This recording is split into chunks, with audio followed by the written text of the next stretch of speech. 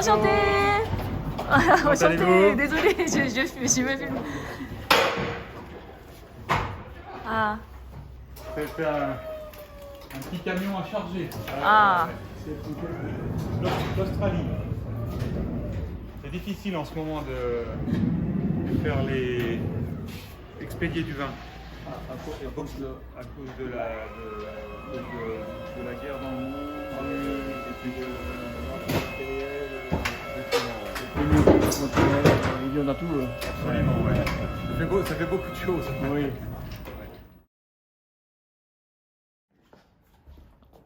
Hop. Ah. Wow. C'est Jamais splendide. venu ici? Non, jamais. Splendide ta salle. Avec la vue sur des vignes. Vue sur le village, vue sur les vignes. Du village de Ça, c'est Chassagne. Ouais. Je vais zoomer. Avec Saint-Aubin au fond, là-bas dans la vallée. Saint-Aubin au fond.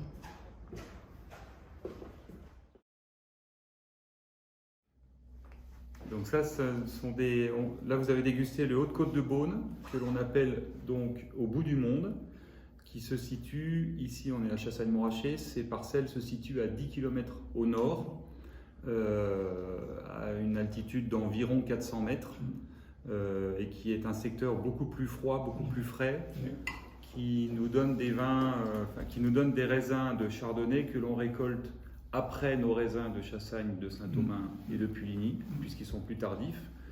Et ce sont des parcelles qu'on a achetées en 2014, donc c'est une cuvée qui est récente et qui va être à l'avenir la cuvée la plus volumineuse, conséquente sur le domaine, puisque ce projet aujourd'hui représente à peu près 4 hectares.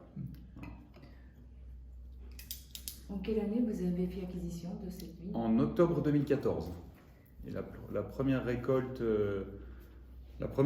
sérieuse en Chardonnay, c'est 2018 pour nous. Quel type de vin vous cherchez à produire? Style ou type? Alors, des vins honnêtes, des vins sincères et des vins de plaisir, voilà, qui ressemblent à leur terroir et à notre histoire. Voilà. Quels sont les points clés pour y arriver? Je continue de répondre. Les points clés pour y arriver, c'est le travail, c'est l'observation, et puis c'est le sérieux, on essaye. Voilà, Et la sincérité et la sincérité, ouais. Quelle est la chose la plus pénible, la plus désagréable dans votre métier de vigneron? Probablement de ces années récentes, le fait de consulter régulièrement les prévisions météo qui nous annoncent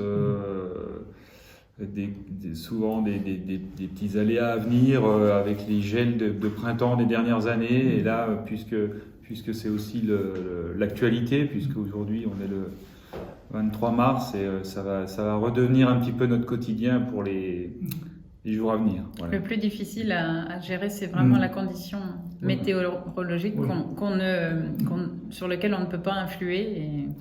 D'accord. Et on doit faire avec, mais c'est pas toujours évident.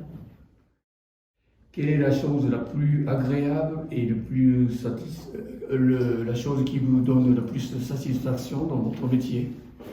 Oh, c'est avant tout le sourire d'un client et le sourire répété d'un client qui vient, d'un amateur client fidèle de la maison qui vient année après année. Ça, c'est notre plus grande fierté.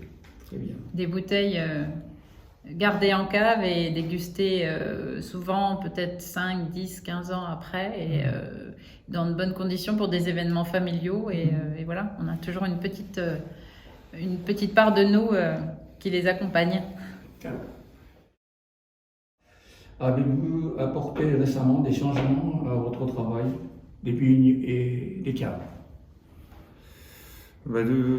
Dans les vignes, oui, on essaie de s'adapter à nos étés plus chauds et secs. Donc on essaie de travailler les sols le moins possible pour moins traumatiser la vigne. Et puis bien sûr les dates de vendange qui sont très importantes. Et puis en cave, des élevages plus longs, pour accompagner les vins plus longtemps, pour les mettre en bouteille plus sereinement. Bon, on est en perpétuelle évolution, on est à la recherche de quelque chose je dirais de quasiment parfait. Alors on n'y arrive jamais, mais on essaie de s'en rapprocher, quoi, petit à petit. D'accord. Pourriez-vous décrire en quelques mots les caractéristiques de millésimes récents de 19, 20 et 21? Alors ce sont 3 millésimes complètement différents. 2019, c'est une récolte moyenne en quantité, avec des chardonnays notamment qui ont eu une très belle maturité. Donc on a des vins très robustes, très compacts, qui sont fins mais qui ont besoin de beaucoup de temps au vieillissement, de notre point de vue.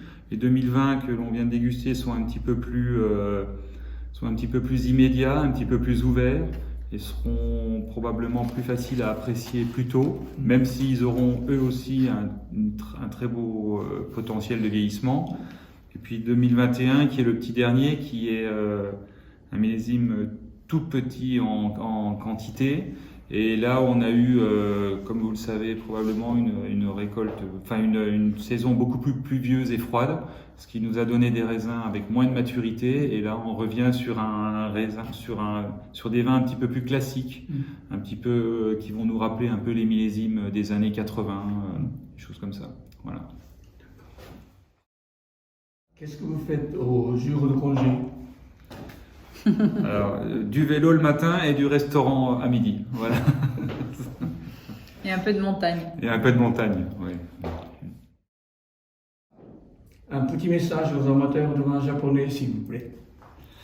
Qu'on les remercie pour leur fidélité depuis tant d'années, et puis qu'on pense bien à eux, même si les récents événements nous ont tous éloignés des yeux les uns des autres, mais bon, qu'on ne s'oublie pas et qu'on fait encore beaucoup d'efforts pour réjouir les amateurs de nos vins. Voilà.